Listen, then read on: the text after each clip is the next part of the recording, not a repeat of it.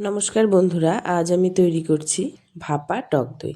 আমরা সচরাচর মিষ্টি দই কিংবা টক দই খেয়ে থাকি, তবে এই ভাপা টক দই খেতে এত সুস্বাদু, আপনারা একবার না খেলে কিন্তু একদম মিস করে যাবেন। আর এই ভাপা টক দইটা ঘরে খুব সহজেই তৈরি করা যায়। এর জন্য আমাদের লাগবে কিছু টক দই, যেটিকে একদম জল ঝরিয়ে নিতে হবে। আমি এখানে একটি সুতির কাপড়ে টক দইগুলো ঢেলে দিচ্ছি।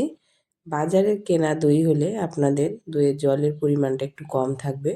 আমার যেহেতু ঘরে পাতা দই, তাই এখানে বেশ অনেকটাই কিন্তু দইটা ছাকার পর জল বেরোবে। ভালো করে অনেকক্ষণ ধরে আমাকে দইটাকে কিন্তু ছেঁকে নিতে হবে। দইটা ছাকা হয়ে গেলে আপনারা ছানা ছাকার জন্য যেভাবে ঝুলিয়ে রাখেন, আমি এই দইটাকে এখন ঠিক ওইভাবে বেঁধে ঝুলিয়ে রাখবো, যাতে এর মধ্যে একটুকু জল একদমই না থাকে। ভাপা দই তৈরি করার জন্য আমাদের এর সাথে লাগবে কনডেন্স মিল্ক। এটিও আমি ঘরেই তৈরি করে নেব। কনডেন্স মিল্ক তৈরি করা কিন্তু খুবই সহজ। শুধু আপনারা দুধটাকে আগে ভালো করে জাল করে নেবেন, তার সাথে অল্প পরিমাণে মিল্ক পাউডার গুঁড়ো গুলিয়ে দিয়ে দেবেন। তারপর পরিমাণ মতো চিনি দিয়ে ভালো করে নাড়াচাড়া করে যখন দুধটা মোটামুটি ঘন হয়ে আসবে, তখন এতে দিয়ে দেবেন অল্প পরিমাণে খাবার সোডা। ব্যাস, আর কিছুই করতে হবে না। এখন ভালো মতো শুধু নাড়িয়ে নিলেই কিন্তু আপনাদের নিজে থেকেই কনডেন্স মিল্কটা একা একাই তৈরি হয়ে যাবে। দেখুন, আমার কনডেন্স মিল্ক কিন্তু রং বদলাতে শুরু করে দিয়েছে। এখন বেশ কিছুক্ষণ আমি এভাবে গ্যাসের কম হিটে নাড়িয়ে নিলেই কিন্তু আমার কনডেন্স মিল্ক একদম রেসিপিতে যাবার জন্য তৈরি হয়ে যাবে।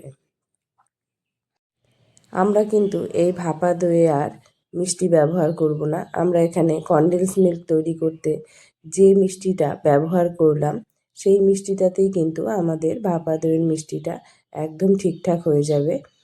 আর আমাদের এক্সট্রা কোনো মিষ্টি এখানে ব্যবহার করতে হবে না। তো আমাদের কনডেন্স মিল্কটা একদম তৈরি হয়ে গেছে। এখন আমরা এটিকে নামিয়ে নিয়ে যে দইটা ঝরা দিয়ে রেখেছিলাম, সেই দইটাকে এখন বাটিতে ভালো করে ফেটিয়ে নেব। দেখুন, আমাদের দইটাতে কিন্তু আর এক ফোঁটাও জল নেই। আমরা এই শুকনো শুকনো দইটা এখন ভালো করে ফেটিয়ে নিয়ে, এটি যখন ভালো মতো ফেটে যাবে, তখন এতে আমরা এখন যে কনডেন্স মিল্কটা তৈরি করলাম, সেই কনডেন্স মিল্কটা ধীরে ধীরে ঢেলে দেব। এতে ধীরে ধীরে কনডেন্স মিল্কটা ঢেলে দিয়েও আমরা আবার কিন্তু দইয়ের সঙ্গে কনডেন্স মিল্কটাকেও ভালো করে ফেটিয়ে নেব। ভালো মতো যখন এটা ফেটে যাবে, তখন আমরা এতে দিয়ে দেব অল্প পরিমাণে কফি। সেটিকে আমি আলাদা একটি বাটিতে দুধে ভালো করে গুলে নেব। আপনারা এখানে কফির বদলে ভ্যানিলা এসেন্স, যে কোনো ফ্লেভার আপনাদের যেটি ভালো লাগে, কিংবা এলাচ গুঁড়ো, যে ফ্লেভার খুশি আপনারা এখানে দিয়ে নিতে পারেন। আমি এখানে কফিটাই ব্যবহার করেছি। কফির ফ্লেভারটাও আসবে, তাছাড়া কফির কালারটাও কিন্তু এই ভাপা দইটাকে খুব সুন্দর করে একটি কালার এনে দেবে। কফিটা দিয়ে আমরা আবার এগুলিকে সব কিছু একসাথে ভালো করে ফেটিয়ে নিব, যাতে পুরো জায়গাটাতেই কফির কালারটা সুন্দরভাবে হয়ে যায়। ভালো মতো ফেটিয়ে নিয়ে তারপর আমরা এবার এটিকে আর কিছুই করব না। আমাদের কিন্তু এটি ভাপে যাওয়ার জন্য একদম রেডি হয়ে গেছে। এবার একটি মাটির হাঁড়িতে আমরা এই মিশ্রণটি ঢেলে দেব। আর আপনারা যখন এই মিশ্রণটি ঢালবেন, যেখানেই করুন না কেন, সেখানে কিন্তু একটু কম করে দেবেন, পুরো ভরে দেবেন না। কেননা এটি যখন ভাপে যাবে, তখন কিন্তু অনেকটাই ফুলে উঠবে। না হলে আপনাদের জিনিসটা তখন কিন্তু দেখতেও ভালো লাগবে না, আর জিনিসটা জায়গাও পাবে না। এবার আমি মিশ্রণটির ওপর থেকে কিছুটা ড্রাই ফ্রুট ছড়িয়ে দেব। ড্রাই ফ্রুট ছড়িয়ে দিলে দেখতেও সুন্দর লাগবে, আর আপনাদের কিন্তু যখন এই ভাপা দইটা মুখে পড়বে, খেতেও বেশ ভালো লাগবে।